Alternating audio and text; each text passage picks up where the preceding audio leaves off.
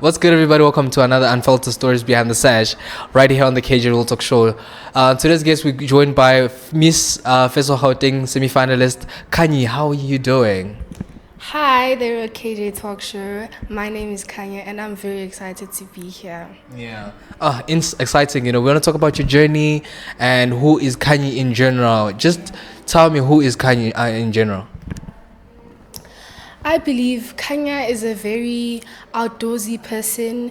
She loves experiencing things that are outside of her comfort zone. She loves putting herself out there, and generally, I think that's who Khanya is. Yeah. Interesting. What actually sparked your interest in pageantry? Initially, I was never really excited to be in pageantry. I never wanted to do pageantry. I was always an introverted person. I always liked staying at home, but then I saw Face of Gauteng, and I'm like, okay, I look up to this pageant and their morals. And I think what sparked my eye the most is socializing with other people, because I barely had friends, and forming that kind of sisterhood relationship that you can't get anywhere else, and just putting myself out there more. I think. I think when we having this conversation with your mom, behind the scenes before we started the episode, you saw you like to keep to yourself. How do you actually blend well with the sisterhood for Miss at Face of Gauteng? I think it's easier for me to blend in because we all just hype each other up and we all show our real personalities instead of just hiding ourselves. Because I think another thing is because we're all girls, so that makes it a lot easier for us to bond with each other. Yeah. Okay, pretty interesting. You're such a confident person. We want to talk about that as well, right? Actually, what sparked your confidence without perfection, advocacy, and how are you? How is it impacting the community as well? Okay. So what sparked my interest in confidence without perfection is because it's such a powerful advocacy, and I'm at such a young age. I was always behind the shadow of someone, and I just wanted to let people know that there is someone listening to their cry and their needs. And confidence is not always about just like fake smiling, because I think that's what people struggle with the most, and then they call it confidence. So you don't have to be perfect to have confidence. You're gonna have bumps on the road, you're gonna have grammar mistakes like I do right now. So I think that's what really sparked my interest in confidence at perfection, because I wasn't really always confident. I had my moments where I just crash, and so I think we come a long way with this advocacy. Right. Yeah. Pretty interesting. How do you actually be bold as a young person, in the industry as well? To be honest, the industry is very competitive. So I think mainly being yourself and letting people know that you are there and that people can see you at your full potential. I think that's what mainly, Okay. Yeah. But how's been the sisterhood for at your current pageantry right now? It's your first pageantry, right? Right. How's been the sisterhood though? Honestly, I love my girls so much. It's been such a journey with them, even though we don't always talk every day. But the bond is there, the spark is there. I think I love them so much. Oh, that's so nice. What are some of the things that you have learned that you are actually currently learning, and the process of you enjoying the moment as well? Actually, I'm trying to mainly live in the moment, and I think what I'm learning is I'm learning a lot of things on how to change what's around me in my own unique way, but not doing too much, And I also think I'm improving on my work, because it was very, hey, ni rastinyana, but I'm learning along the way. And also at rehearsals, they are teaching us and getting into more detail about the pageant itself. So it's a big learning curve, but I'm learning slowly but surely. Pretty interesting. How do you think social media affects young people and self-perceptions? How do you planning to change that?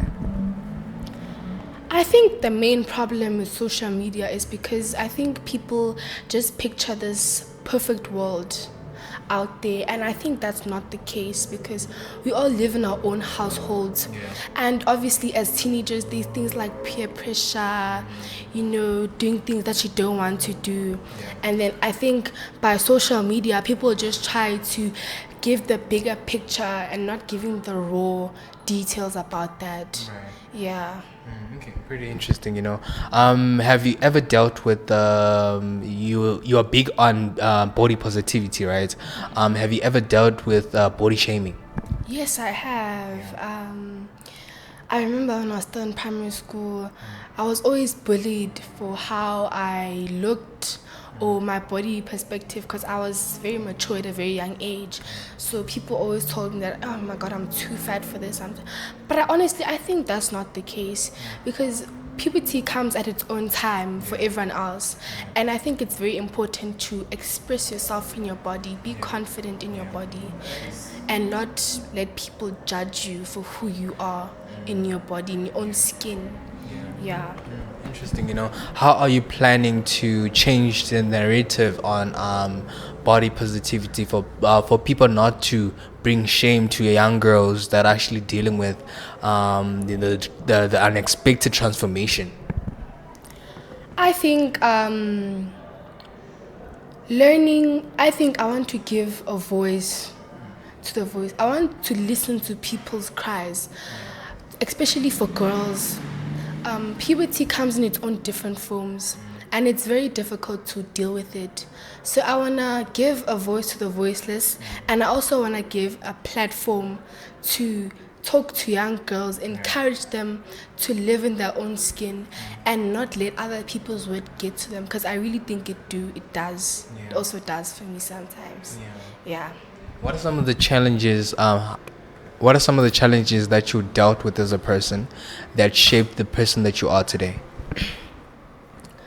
I dealt with feeling like small, feeling like I don't belong where I am. I've dealt with body shaming, as I've said. And I think that shaped me to be more outspoken as I am today. It helped me be confident in my own skin.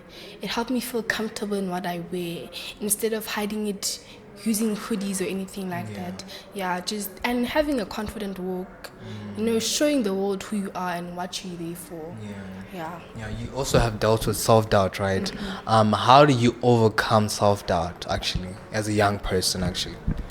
For me, it's weird, I know, but look in the mirror, tell yourself, I'm beautiful, I'm unique, I'm kind. Look at yourself and tell yourself all the things you want to be. Manifestation really helps shape who you are. Okay. What's the word of advice to a young girl who's been bullied and they don't really have anyone to talk to? What's the word of advice do you have? I feel like it's very important to talk to whoever's around you. For example, your mother.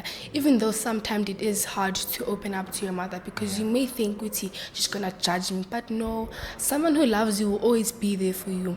So for young girls, I believe talk to someone who's close to you. If you can't reach out to me, talk to someone who's close to you so that they can give you the reassurance you need. Interesting. You have such an amazing mother and a supportive mother as well. Right.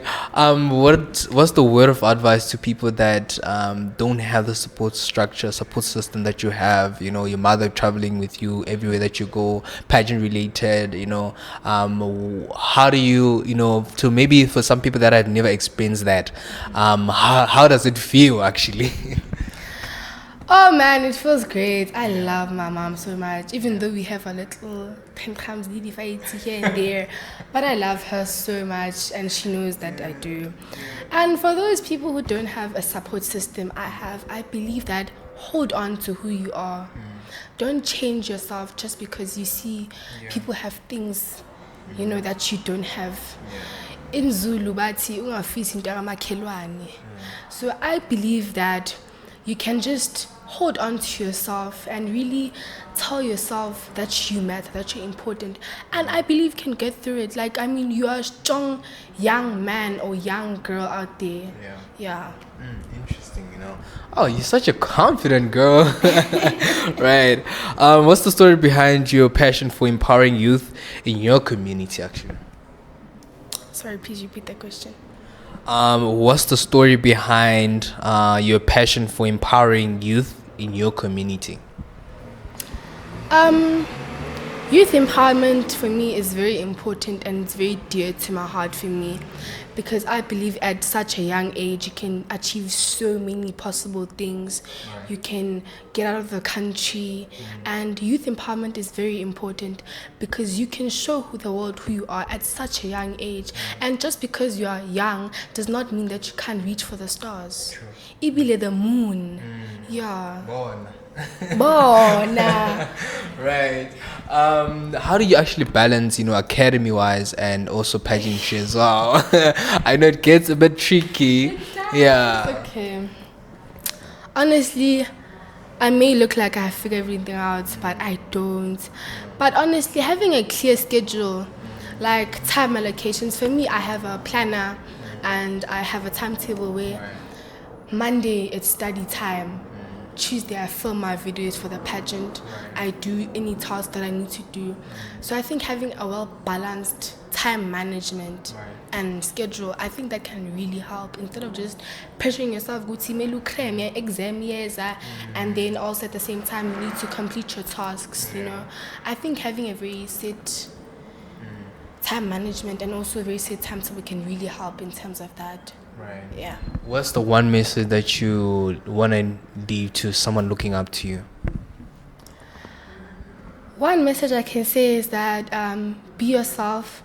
Don't let people's influence change who you are, and stay true to your skin and your own self. Yeah. Interesting, What's the best advice that you have received in your life that changed who you are today? I think the best advice that I received from my mother is to stay true to yourself and never let people's words change you or change the perspective of who you are. That's the best advice one gave to me. Interesting, And that best advice, or how do you stay true to yourself as a pageant girl? Honestly, pageantry is very competitive. And I believe just staying true to your morals is really important. Not changing who you see because this one got this one won this title. It's all about the journey, not the crown. Yeah. Interesting, What legacy do you want to leave for a young girl looking up to you? I want to leave a legacy knowing that you can speak up. You don't hold words down to yourself. You can trust yourself in things you do. You can step out of the world and show them, Buti, I'm this person and I can do this. You can step out of the world feeling safe, feeling empowered as a young girl. Yeah. Oh, that's so amazing, What's next for Khanya as a Miss Face of Gauteng? Hopefully the crown. Hopefully. Hopes high. Hopefully. Yeah, right. But I think what's next for me is I'm gonna try create a platform, like a channel for people to express their emotions. I'm gonna talk to people a lot. I'm gonna do school tours. And I think that's very exciting. I think that's what's in store for me next. Right. No, that's so amazing. Where can people vote for you, and also where can people follow you if they want to work with you? Hold on. Where can people follow you, and if you want to collab and work with you as well? You guys can find me on Instagram at Khanya_Mbende. And for my collabs and email, you guys can get me at khanyambende.gmail.com for any collaborations and meetings. Nice, voting cold. Oh, sorry. Do you remember? My unique voting code is hashtag 007. Yes. Plug it. Right. If you want to be part of the KJ Real Talk show and create and unfilter stories, make sure you hit us up, the kjrealtalk@gmail.com. Don't hesitate to come and hear the conversation. See you on the next episode. Bye. Bye.